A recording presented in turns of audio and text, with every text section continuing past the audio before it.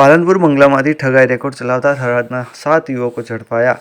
સલ્લાના મકાન માલિકે 14,000 ભાડે મકાન આપ્યું હતું. પાલનપુરની નિધિ બંગલોઝમાં 1 નંબરમાં બંગલામાં નેટવર્ક ચાલતું હતું. State cyber crime cell CID crime Gandhinagar દ્વારા કરવામાં આવી હતી red.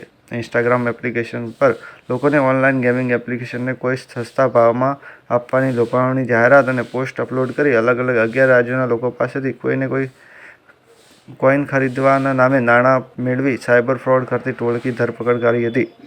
Cyber investigation unit NCCRP portal પર સર્ચ કરતા શંકાસ્પદ મોબાઈલ નંબરવાળા પર મહારાષ્ટ્ર, વેસ્ટ બેંગોલ, કર્ણાટક, ઉત્તર પ્રદેશ અને હરિયાણાથી ફરિયાદ અરજી મળી હતી. જેમાં મોબાઈલ નંબરોની લોકેશન પાલનપુર નિધિ બંગલોઝ સોસાયટીમાં હતા. જ્યારે રેડ કરી નેટવર્ક ચલાવતા 7 યુવકો ઝડપી પાડ્યા હતા. આરોપીઓના ખાતામાં 2024-25 વર્ષમાં લાખો રૂપિયા જમા થયા હોવાનું સામે આવ્યું છે. મોટાભાગના યુવકો કોલેજમાં અભ્યાસ કરતા હતા. ઝડપાયેલ 7 યુવકો થરાદ તાલુકામાં જુદા જુદા ગામોમાં રહેતા હતા. બ્યુરો રિપોર્ટ ભરત ઠક્કર.